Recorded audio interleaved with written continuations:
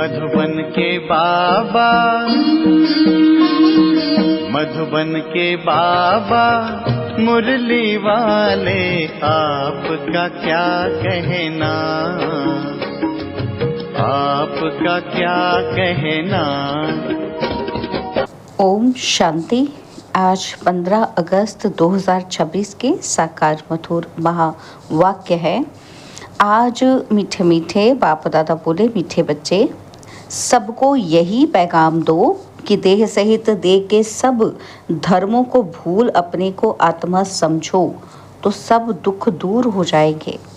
बाबा ने कहा, मीठे बच्चे, सबको यही पैगाम दो कि देह सहित देह के सब धर्मों को भूल अपने को आत्मा समझो तो सब दुख दूर हो जाएंगे।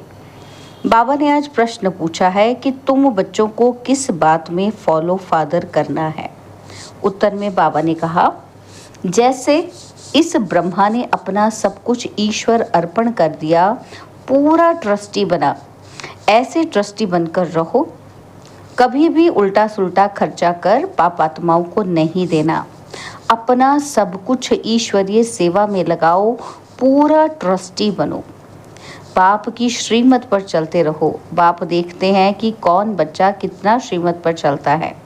मुरली का गीत है, तू प्यार का सागर है। ओम शांति। बच्चों ने गीत सुना। कहते हैं, बाबा हम कहाँ से आए, कब आए और फिर वापिस जाने की राह कैसे भूले। ये ड्रामा कानों में समझा दीजिए। हम कौन हैं, कहाँ से आए, फिर कहाँ चले गए। एक ज्ञान की बूंद तो दे दो, क्योंकि ज्ञान सागर है ना। तो अभी बच्चे जानते हैं कि हम आत्माएं कहाँ की रहने वाली हैं और फिर बाप को और अपने स्वर्ग को कैसे भूले और कैसे आकर यहाँ दुखी हुए। ये राज कानों में सुनाओ। अब बाप तो ज्ञान का सागर भी है, पवित्रता का सागर भी है, प्रेम का सागर भी है, शांति का, सुख और संपत्ति का सागर भी है। तो अभी बेहद के बाप द्वारा ये सब बातें समझते हैं। आदि में कहाँ से आए, फिर मध्य में क्या हुआ जो हम रास्ता भूल दुखी हुए। फिर अब बाप को कहते हैं, बाबा हमको रास्ता बताओ, हम अपने सुखधाम शांतिधाम में जाएं। बाप ही बैठ बतलाते हैं कि तुम आदि में कौन थे और फिर मध्य में क्या हुआ, भक्ति मार्ग कैसे शुरू हुआ, अंत में ये क्या हुआ। ये आदि मध्य अंत का राज अब बुद्धि में बैठा है। ये ड्रामा है ना, तो ये मनुष्यों को ज़रूर जानना है, क्योंकि एक्टर्स हैं, जानते हैं कि हम आत्माएं निराकारी शांति धाम से आती हैं, यहाँ टॉकी धाम में। मूल वतन, सूक्ष्म वतन और फिर ये है स्थूल वतन। फिर मूल वतन से आत्माएं आती हैं टॉकी धाम में, शरीर धारण कर पाठ बजाने। आत्मा का निवास स्थान शांति धाम है। ये बातें दुनिया में कोई भी नहीं जानते हैं। यह ज्ञान सागर बाप ने ही आकर समझाया है, अभी समझा रहे हैं। ज्ञान सागर कहा जाता है पारलौकिक परमपिता परमात्मा को। मनुष्य को नहीं कह सकते। ये महिमा सिर्फ एक बाप की गाई जाती है, जिसको और कोई नहीं जानते। अभी विनाश का समय है। गाया हुआ है विनाश काले विपरीत बुद्धि। यूरोपवासी हैं, तो अभी बाप ने तुम्हारा बुद्धि योग अपने साथ लगाया है कि माम एकम याद करो। मैं मुसलमान हूँ, हिंदू हूँ, बौद्धि हूँ, ये सब देह के धर्म हैं। आत्मा तो आत्मा ही है। बाप समझाते हैं, देह के सब धर्म छोड़ अपने को आत्मा समझ मुझ बाप को याद करेंगे तो पतित से पावन बन जाएंगे। बाप कहते हैं, इस देह को भी भूलो। ये सबके लिए बाप का पैगाम है। देह सहित देह के जो संबंध हैं सबको भूलो। मैं आत्मा हूँ, हम सब ब्रदर्स का एक बाप है। ये ब्रह्मा भी कहेंगे कि हम आत्मा हैं, तो सब भाई भाई हो गए। इस समय सब भाई भाई पतित दुखी हैं, सब काम चिता पर चढ़ भस्म हो पड़े हैं। जब द्वापर के आदि में रावण राज्य शुरू होता है तो फिर तुम वाम मार्ग में जाते हो, तब ही फिर और धर्म शुरू होते हैं। आधा समय तुम पवित्र रहते हो और फिर आधा में तुम पतित बनते हो। 21 जन्म भारत में ही गाए जाते हैं। कुमारी वह जो 21 कुल का उद्धार करे। कुमारी का मान है तुम भारत का तो क्या सारी दुनिया का उद्धार कर रहे हो। तुम जानते हो कि हम सब आत्माएं शिव बाबा के बच्चे हैं तो कुमार ही ठहरे। भाई बहन तब होते हैं जब प्रजापिता ब्रह्मा की औलाद बनते हैं। ये तुम बच्चों को ज्ञान है। हम आत्माएं सब भाई भाई हैं, सब बाप को पुकारते हैं कि हे पतित पावन आओ, यहाँ रावण राज्य से दुख से हमको लिबरेट करो और फिर हमारा गाइड बन हमको वापस ले चलो, हमारे दुख हरो और सुख दो। अभी तुम समझते हो कि बरोबर बाबा आया हुआ है, हमको इस कलयुगी रावण राज्य से छुड़ाए साथ ले चलेंगे। बाप जानते हैं कि सभी आत्माएं पतित हैं, इसलिए शरीर भी पतित है। आत्मा को ही पावन बनाकर ले जाते हैं निर्वाण धाम में। पास्ट से प्रेजेंट और फिर फ्यूचर होगा। आदि मध्य अंत फिर आदि, सतयुग आदि कलयुग अंत, फिर फ्यूचर होगा सतयुग। ये तो सहज है ना। अच्छा फिर बीच में क्या हुआ, हम कैसे गिरे? हम पावन देवता थे, फिर पावन से पतित कैसे बने अभी तुम समझते हो। बाप समझाते हैं जब रावण राज्य शुरू होता है तब तुम पतित बनते हो। अब फिर तुमको भविष्य देवता बनाने आया हूँ, इसमें डिफ़िकल्टी की कोई बात नहीं। बाप कहते हैं तुमको इस विषय सागर से पार ले जाते हैं। गाते भी हैं कि नैया मेरी पार लगाओ। बाबा कहते सभी पुकारते हैं एक बाप को कि हमारी नैया जो डूबी हुई है उनको क्षीर सागर में ले चलो। उनको खिवैया बागवान भी कहते हैं। अभी कांटों के जंगल में पड़े हैं, हमको फिर फूलों के बगीचे में ले चलो। देवताएं फूल है ना, तो अभी सब हैं कांटे, एक दो को दुख ही देते रहते हैं। देवता कभी किसी को दुख नहीं देते, वहाँ तो सुख ही सुख है। वह तो सिर्फ गाते हैं और तुम यहाँ प्रैक्टिकल सुन रहे हो। कहते हैं ना कि बाबा हम कहाँ से भूले, इस सृष्टि चक्र को हम कैसे भूले। सतयुग त्रेता में ये नहीं जानते क्योंकि वहाँ तो हम सुखी थे। और फिर दुखी कब हुए? जब रावण राज्य शुरू हुआ। भारतवासी रावण को जलाते ही रहते हैं जब तक उनका विनाश नहीं हुआ है, और फिर सतयुग में थोड़े ही हर वर्ष जलाएंगे। ये है भक्ति मार्ग। अभी रावण का राज्य खलास होना है। भक्ति मार्ग में रावण को हर वर्ष जलाते हैं परंतु मरता ही नहीं है। अभी रावण तुम्हारे आगे जैसे मर गया। तुम जानते हो रावण राज्य अब खत्म होना है। 5 भूतों का सिर काटा जाता है। पहले पहले काम के सिर को काटते हो। काम ही महाशत्रु है। बाप कहते हैं इन 5 भूतों पर विजय पाने से ही तुम विश्व पर जीत पाएंगे। मनुष्य खुद भी कहते हैं कि हम पतित हैं, इसलिए बुलाते हैं पतितों को पावन बनाने आओ। आत्मा बुलाती है, हे पतित पावन, हे बाबा, हे खिवैया, रहम दिल बाबा आओ। बाप कहते हैं मैं कल्प कल्प आता हूँ। कैसे आता हूँ ये कोई नहीं जानते। गीता में भी है, क्या है कि भगवान ने आकर राजयोग सिखाया है, परंतु भगवान कौन है, कब आया, ये किसी को पता नहीं है। गीता को तो खंडन कर दिया है। श्री कृष्ण को द्वापर में ले गए हैं और द्वापर के बाद तो दुनिया और ही पतित होती है। तो द्वापर में श्री कृष्ण ने आकर क्या किया? मनुष्य तो कुछ भी समझते ही नहीं, बिल्कुल ही अनराइटियस हैं। सतयुग में होते हैं राइटियस। तुम अभी अनराइटियस से राइटियस बनते हो। बाप समझाते हैं कि तुम ही संपूर्ण निर्विकारी पूज्य थे। तुम ही अब विकारी पुजारी बने हो। आपे ही पूज्य और आपे ही पुजारी। बाबा कहते पहले तुम पूज्य थे और 21 जन्म तक, और फिर पुजारी बने हो। सतयुग में 8 जन्म और फिर त्रेता में 12 जन्म लेते हो। बाप ही बतलाते हैं कि तुम पतित कैसे बने हो, कब से गिरे हो। ये सृष्टि का चक्र फिरता रहता है। सारे वर्ल्ड की हिस्ट्री, ज्योग्राफी, आदि मध्य अंत का राज बच्चों को बाप बैठ समझाते हैं। सब एक रस तो नहीं समझेंगे, नंबरवार ही समझते हैं। बाप कहते हैं मैं आकर किंगडम स्थापन करता हूँ, अब तुमको सर्वगुण संपन्न बनना है, तब तक सतयुग में जा नहीं सकते। बनना यहाँ है, फिर भविष्य में जाकर तुम राज्य करेंगे, उसके बीच में सब विनाश हो जाएगा। विनाश भी देखेंगे जरूर। तुम प्रैक्टिकल में अपना पार्ट बजाएंगे, तुमको थोड़ी पता पड़ता है कि आगे क्या होगा। जो कल्प पहले हुआ होगा वही होगा।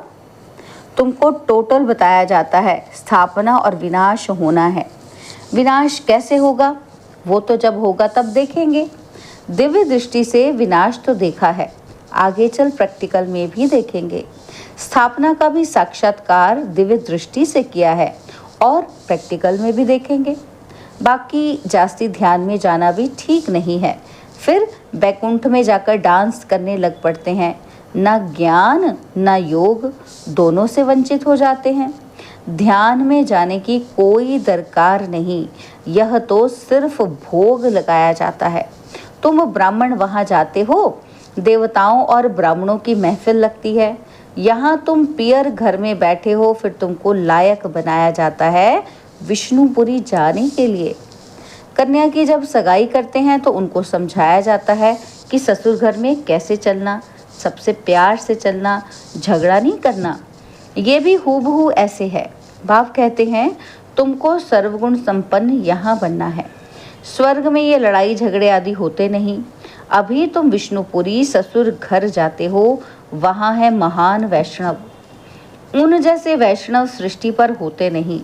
वैष्णव देवताएं विकार में थोड़े जाते हैं। विकार है हिंसा। कहा जाता है अहिंसा परमो देवी देवता धर्म। अभी तुम जानते हो कि हम पियर घर में बैठे हैं, अभी हमको विष्णुपुरी में जाना है। जानते हो वहाँ बहुत सुख होता है। शादी के पहले कन्या फटा हुआ कपड़ा पहनती है, जिसको वनवाह कहते हैं। तुम्हारे पास भी अभी क्या है? कुछ भी नहीं। यहाँ तो ठिक्कर भित्तर है। यहाँ तुमको कोई भी जेवर आदि पहनने की दरकार नहीं। परंतु कहते हैं गृहस्थ में रहना है, शादी आदि में जाना पड़ता है, तो जेवर आदि भल पहनो, मना नहीं है। नहीं तो कहेंगे विधवा जेवर नहीं पहनती है, नाम बदनाम होगा। तब बाबा कहते हैं नाम बदनाम नहीं करना है, कुछ भी पहनो, अपने को आत्मा समझ बाप को याद करो। जाओ भल कहीं भी, ये मंत्र याद रखो, यह परीक्षा लो कि हम याद में रहते हैं। यहाँ हम जाते हैं बाबा के डायरेक्शन से, उनके साथ भी तोड़ निभाना है, परंतु हथ कारडे दिल याडे, तो समझेंगे ये मजबूत है। जेवर आदि पहन शादी पर भल जाओ, इकट्ठे रहो, लेकिन महावीर बनना है। सन्यासियों को भी दिखाते हैं ना कि गुरु ने वैश्या के पास भेज दिया, सर्प के पास भेज दिया। जो बहादुरी से पास हो दिखाते हैं उनको महावीर कहा जाता है। बाप की याद में रहेंगे तो फिर कोई कर्मेंद्रियों से चंचलता नहीं होगी। बाप को भूले तो कर्मेंद्रियां चंचल होंगी। विश्व के तुम मालिक बनते हो, ये कम बात है क्या? सन्यासी इन बातों को बिल्कुल नहीं जानते। शास्त्रों में भल कुछ बातें हैं, परंतु खंडन कर दिया है। भगवानुवाच क्या कहा है कि मैं तुमको राजयोग सिखाता हूँ। जब तक जीते रहेंगे ज्ञान अमृत पीते रहेंगे, सुनते रहेंगे। राजधानी स्थापन हो जाएगी। बच्चों को घड़ी घड़ी शिक्षा दी जाती है कि एक बाप को याद करो, दैवी लक्षण सीखो, कोई भी विकर्म ना हो। यह तो असुरों का काम है। तुम अभी देवता बनते हो तो दैवी गुण धारण करने हैं। सबसे बड़ा है काम का कांटा। आदत पड़ी हुई है तो घड़ी घड़ी गिर पड़ते हैं। माया चमाट मार फां कर देती है, तब गाया जाता है। क्या गाते हैं? आश्चर्यवत सुनंती कथंती। और अभी तुम एक बाप के बने हो, कहते भी हो कि ये सब कुछ ईश्वर का दिया हुआ है, तो तुम ट्रस्टी बन जाते हो। ये सब उनका है, हमको उनकी श्रीमत पर चलना है। बाप भी देखते हैं कि हमको सब कुछ अर्पण कर फिर हमारी श्रीमत पर कैसे चलते हैं। कोई उल्टा सुल्टा खर्चा कर पाप आत्माओं को तो नहीं देते हैं। शुरू में इस ब्रह्मा ने भी ट्रस्टी हो दिखलाया ना, सब कुछ ईश्वर अर्पण कर खुद ट्रस्टी बन गया। बस किसी को कुछ नहीं दिया, ईश्वर के अर्थ किया तो ईश्वर के काम में ही लगाना है। शरीर निर्वाह भी तो होता था ना, जो कुछ था सब सर्विस में लगा दिया। इनको देख फिर दूसरों ने भी ऐसे किया, भट्टी बन गई। भट्टी नहीं बनती तो फिर इतने बच्चे होशियार कैसे होते सर्विस के लिए। तो पाकिस्तान में सीखे, फिर यहाँ आकर सीखे। जब समझाने लायक बने तब बाहर निकले। अभी तो देखो कितनी प्रदर्शनियां आदि करते रहते हैं, बड़ों बड़ों को निमंत्रण देते हैं। इस ज्ञान यज्ञ में विघ्न भी अनेक प्रकार के पड़ेंगे। विघ्नों से डरना नहीं। अबलाओं पर कितने अत्याचार होते हैं। बाप कहते हैं योग बल में रह उन्हों को समझाओ। भगवान बाप के भी बच्चे बनकर फिर बाप को भूल जाते हो, माया के बन जाते हो। यह भी हार जीत की कुश्ती है, परंतु बॉक्सिंग मुआफिक है। माया घूसा लगाती है तो फां हो जाते हैं। बाप कहते हैं माया से कभी हारना नहीं है। पवित्र रहेंगे तो विश्व के मालिक बनेंगे। कितनी बड़ी आमदनी है। अगर पूरा पुरुषार्थ नहीं करेंगे तो जाकर दास दासी बनेंगे। राजधानी सारी यहाँ ही स्थापन हो रही है। अच्छा, मीठे मीठे सिकिलदे बच्चों प्रति माता पिता बाप दादा का याद प्यार और गुड मॉर्निंग। रूहानी बाप की रूहानी बच्चों को नमस्ते। हम रूहानी बच्चों की रूहानी बाप दादाजी को दिलवाचान सिकवा प्रेम से नमस्ते। ओम शांति। प्यारे बाबा, मीठे बाबा, मेरे बाबा, शुक्रिया बाबा, शुक्रिया बाबा, शुक्रिया। धारणा के लिए मुख्य सार है, पहला पॉइंट है, जब तक जीना है ज्ञान अमृत पीते रहना है। महावीर बन माया की बॉक्सिंग में विजयी बनना है। सबके साथ तोड़ निभाते दिल एक बाप में रखनी है। दूसरा पॉइंट है, विघ्नों से डरना नहीं है।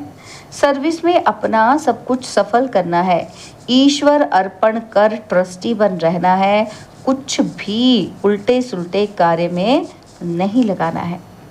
बाबा ने आज वरदान दिया, अपने संपूर्ण स्वरूप के आवाहन द्वारा आवागमन के चक्र से छूटने वाले लक्की सितारे भव। अपने संपूर्ण स्वरूप के आवाहन द्वारा आवागमन के चक्र से छूटने वाले लक्की सितारे भव। अब अपनी संपूर्ण स्थिति व संपूर्ण स्वरूप का आवाहन करो तो वही स्वरूप सदा स्मृति में रहेगा। फिर जो कभी ऊंची स्थिति कभी नीची स्थिति में आने जाने का चक्र चलता है ना, तो बार बार स्मृति और विस्मृति के चक्र में आते हो इस चक्र से मुक्त हो जाएंगे। वो लोग जन्म मरण के चक्र से छूटना चाहते हैं और आप लोग व्यर्थ बातों से छूट चमकते हुए लक्की सितारे बन जाते हो। स्लोगन है, किसी भी विघ्न के वश होना अर्थात डायमंड पर दाग लगाना। किसी भी विघ्न के वश होना अर्थात डायमंड पर दाग लगाना। बाबा के अव्यक्त इशारे हैं, अपवित्रता के बीज को भी समाप्त कर संपूर्ण स्वच्छ बनो। बाबा कहते, जैसे आपका आदि स्वरूप पवित्र देवता है, ऐसे यह अंतिम जन्म भी पवित्र ब्राह्मण जीवन है। इस स्मृति के आधार पर पवित्र जीवन अति सहज अनुभव करो। पवित्र बनो, योगी बनो, यही महामंत्र सर्व प्राप्तियों की चाबी है। अगर पवित्रता नहीं, योगी जीवन नहीं, तो अधिकारी होते हुए भी अधिकार की अनुभूति नहीं कर सकेंगे। यह महामंत्र ही सर्व खजानों के अनुभूति की चाबी है। अच्छा, ओम शांति।